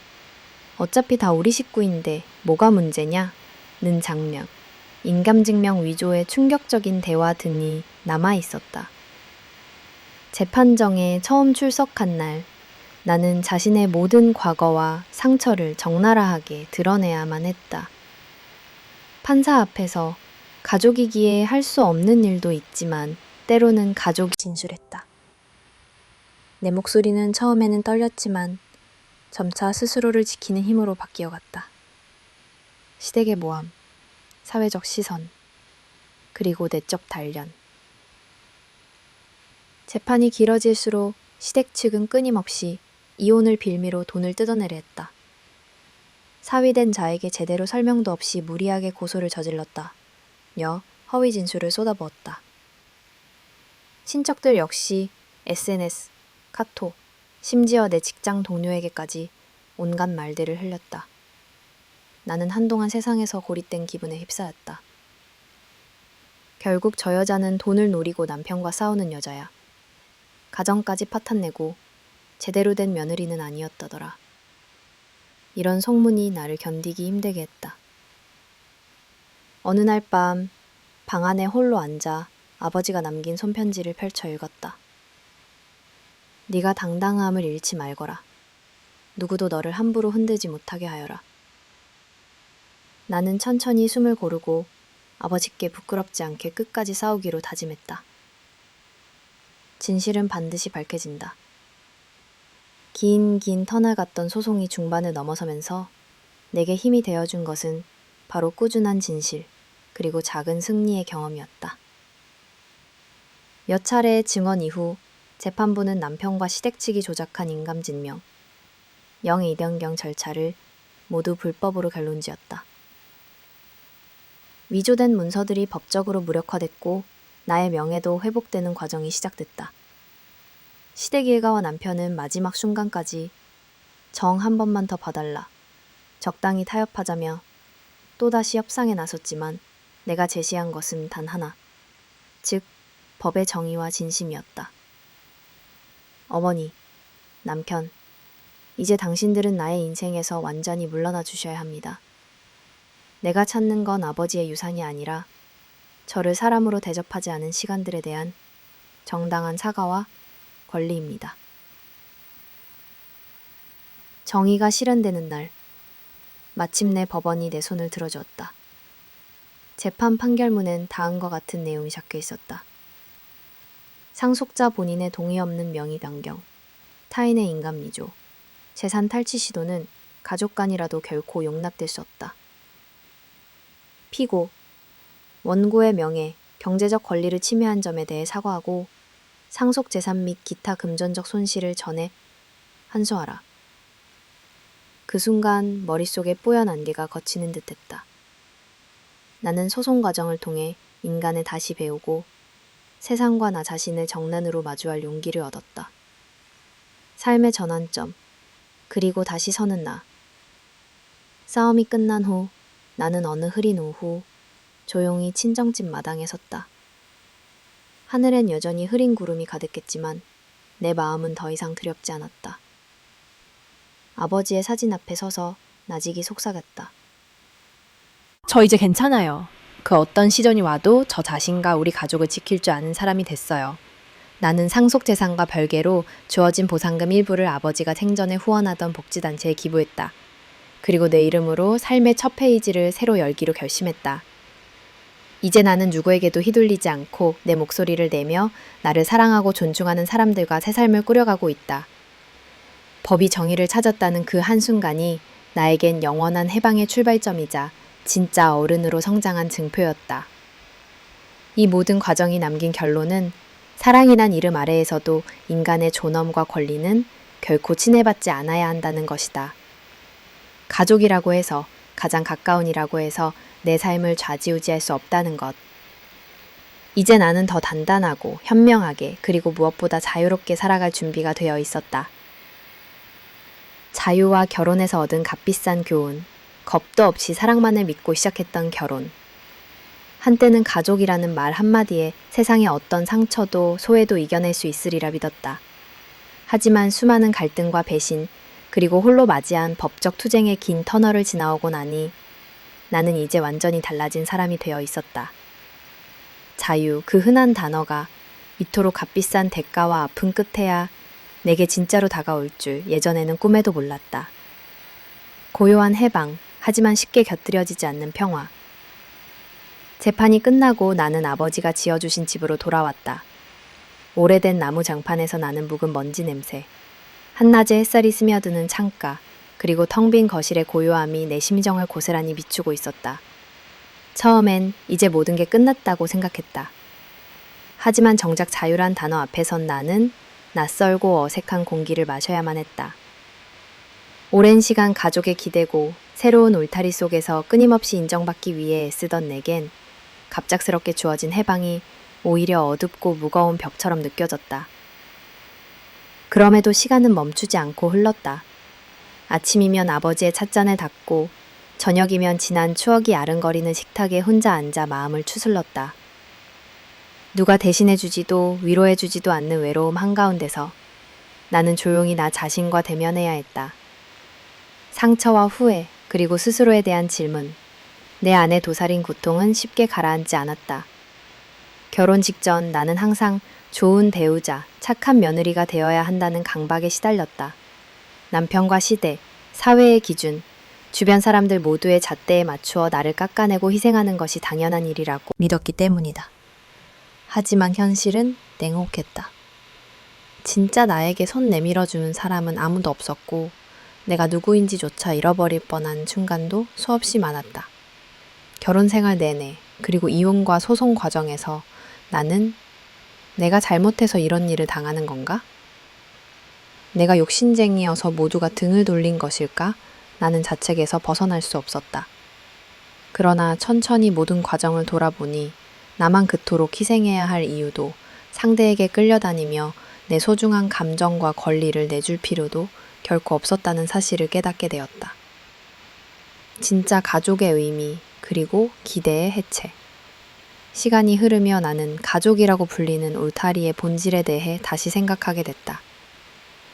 내가 결혼 생활에서 절실하게 원했던 것은 그저 고된 하루 끝에 수고했어 한마디를 건네주고 상처받은 마음을 토닥여줄 수 있는 진심뿐이었다. 그러나 시댁은 나를 한 번도 하나의 인격체로 바라보지 않았고 남편은 가족이란 이유로 권위와 통제를 정당화했다.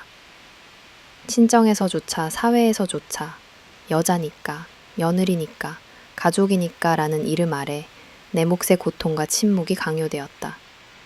그제야 나는 가족이란 피와 제도만으로 만들어지는 것이 아니라 서로를 진심으로 존중하고 위험하고 힘든 순간에 기꺼이 곁을 내주는 진정성에서 비롯된다는 사실을 새삼 깨달았다.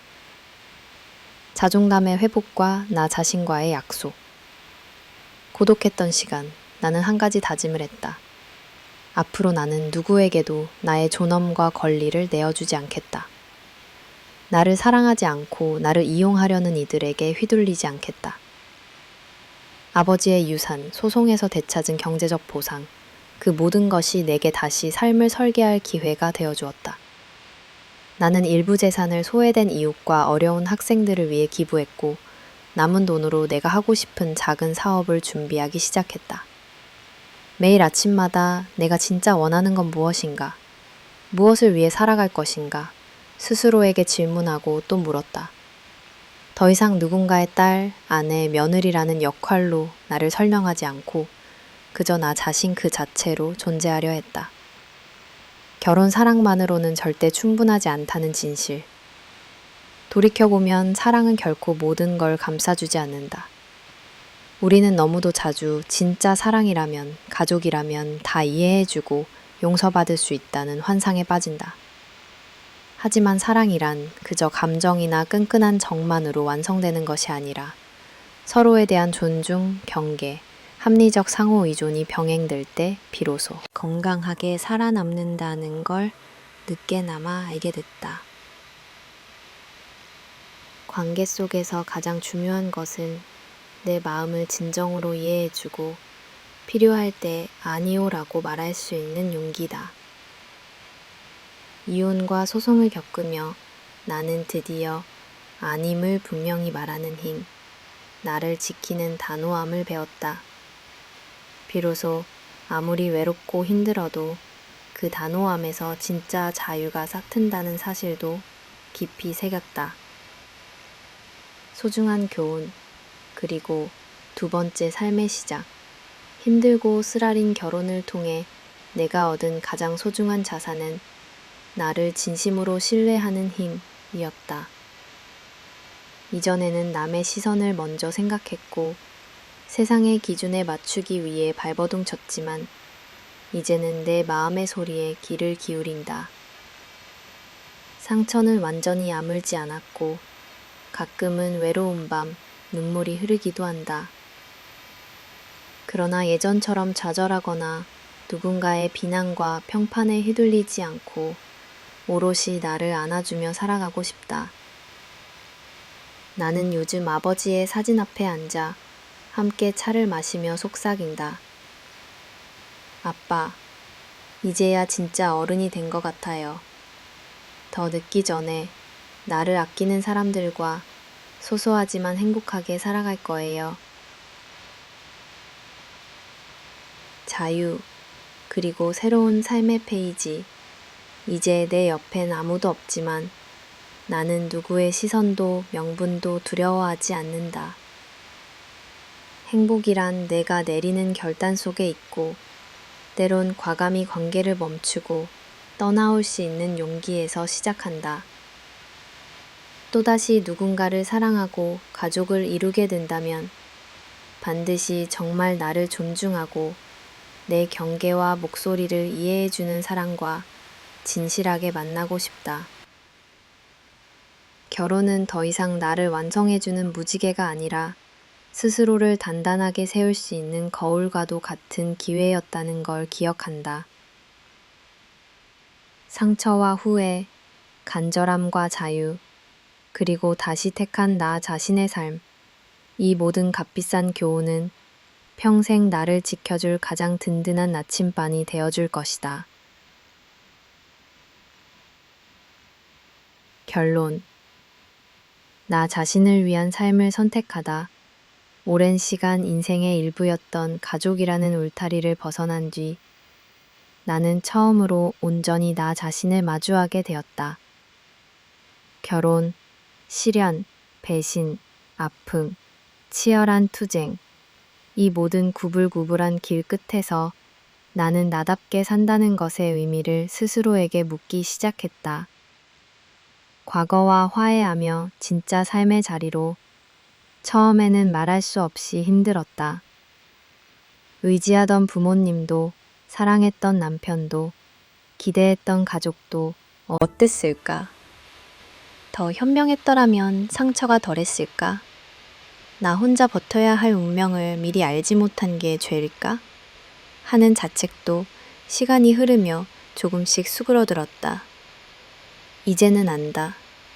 모든 것이 완벽하게 진행될 수 없는 게 인생이고 그 파도 속에서 자신을 잃지 않는 용기가야말로 인생에서 얻은 가장 값진 선물이라는 것을.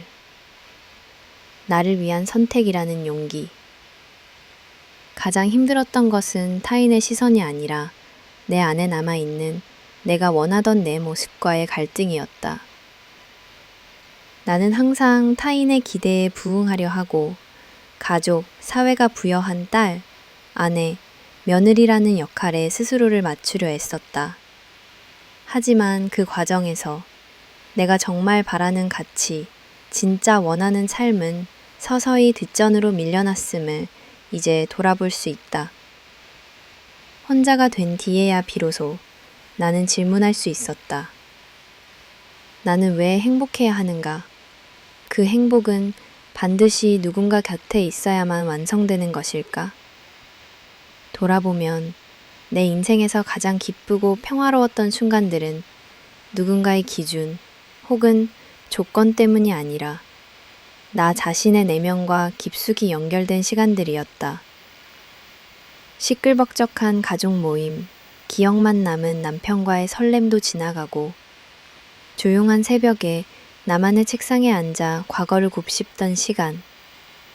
차 한 잔에 사겨진 아픔 위로 햇살이 기울게 비쳤던 순간들이 마음을 어루만졌다. 상처를 품고 사는 법. 나는 오랫동안 상처를 숨기려 했다. 나를 믿어주지 않는 시댁, 손가락질하는 사람들, 이혼과 소송의 꼬리표, 모든 평범한 인생의 그림자들을 오랜 시간 감추려 했었다. 하지만 이제는 상처를 외면하지 않는다. 상처는 사라지지 않는다. 대신 고통을 인정하면 삶을 더 깊이 사랑할 수 있게 해주었다. 눈물이 쏟아지는 밤이면 어둠 속에서도 내 곁에 머물던 아버지의 목소리가 들린다. 괜찮다. 네가 네 옆에 있어줄 수 있다면 어떤 어려운 순간도 지나갈 수 있다. 나는 그 말에 의지해 아픔을 겪어냈다. 행복이란 무엇인가? 내 기준의 재정립. 예전에는 누군가와의 조화, 인정, 사회적 기준에 맞춘 안정만이 행복이라 믿었다. 하지만 지금의 나는 안다. 진짜 행복은 타인이 외부에서 부여하는 것이 아니라 나 스스로 만들어가는 것임을. 혼자 집을 고치고 거실에 햇살을 들이고 아버지의 오래된 사진 앞에 인사를 건네는 일상에서 크고 벅찬 감사를 느낄 수 있었다. 늘 곁에 있는 친구 한 명, 비 오는 날 함께 걷는 정의. 과거의 나는 사랑에 대해 과도한 환상과 기대를 품었다. 가족, 배우자, 사회가 만들어 놓은 완벽한 가족.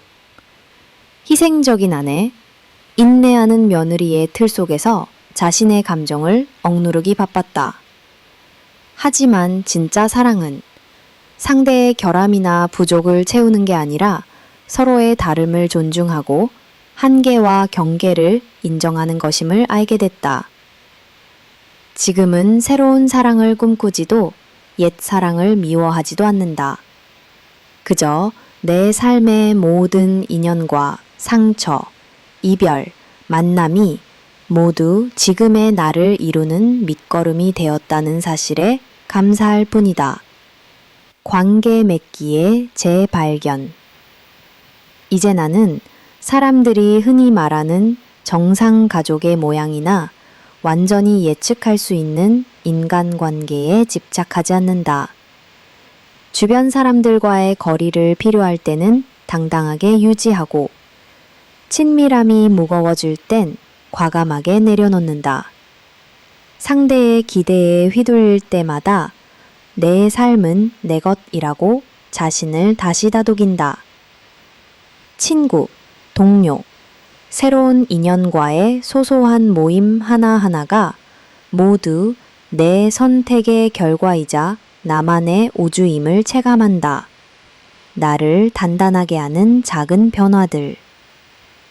나는 혼자 남겨진 집에서 작정하고 올해의 계획을 세웠다. 하고 싶었던 일, 배워보고 싶었던 악기 레슨, 봉사활동, 일상의 기록. 내가 스스로를 위로할 수 있는 취미, 경험, 그리고 미래에 대한 소소한 희망을 매일 조금씩 쌓아 올렸다. 상처난 마음엔 시간과 자기를 향한 관용이 최고의 약임을 이제는 안다. 아버지로부터 물려받은 유산 일부는 사회에 기부하고 남은 자산은 나의 역량과 꿈을 키워줄 기반으로 삼았다. 학생 시절부터 꿈꿨던 도서관 봉사, 지역 아동들을 위한 작고 지속적인 후원, 나만의 책 읽기 모임까지. 나눔은 내 삶을 다시 살아 움직이게 하는 놀라운 힘으로 다가왔다. 오늘의 나, 그리고 다가올 내일을 위한 다짐. 나는 더 이상 과거의 슬픔이나 실패, 남들의 판단에 얽매이지 않는다. 그때 그런 선택을 한 자신도 실수하고 약했던 그때의 나도 모두 껴안자. 최선을 다하고 후회 없는 선택을 하며 살아가는 것. 그 안에 인생의 진짜 가치가 깃들어 있다고 믿게 되었다. 이제는 새로운 관계를 맺는 것이 두렵지 않다. 다시 한번 사랑을 꿈꾸거나 가족을 만들게 된다면 내 것을 포기하거나 나는 이 세상에 단 한 번 사는 나 자신을 위해 기꺼이 울고 웃으며 살아갈 것이다. 조용한 밤. 아버지의 사진 앞에 앉아 아빠, 저 잘 살고 있어요. 이제부터 남은 인생은 내 행복을 먼저 생각할 거예요. 라고 말할 용기와 미소를 지닐 수 있게 되었다. 나를 위한 삶, 가장 아름다운 여정. 돌이켜보면 결코 순탄치 않은 길이었다. 하지만 작은 용기와 새로운 눈으로 매일을 맞이할 때 과거의 아픔도 지금의 평온도 모두 온전히 나 자신이기에 가능한 인생의 색다른 선물임을 느낀다. 상처와 외로움, 희망과 두려움, 그 모든 감정이 겹쳐 흐르는 오늘을 나는 묵묵히 그러나 자랑스럽게 살아간다. 이제 나는 더 이상 타인의 기대에 갇힌 존재가 아니다. 오늘도 그리고 내일도 오롯이 내 삶의 주인으로 살아가겠다는 조용하고 단단한 다짐으로 이 긴 이야기의 끝을 맺는다.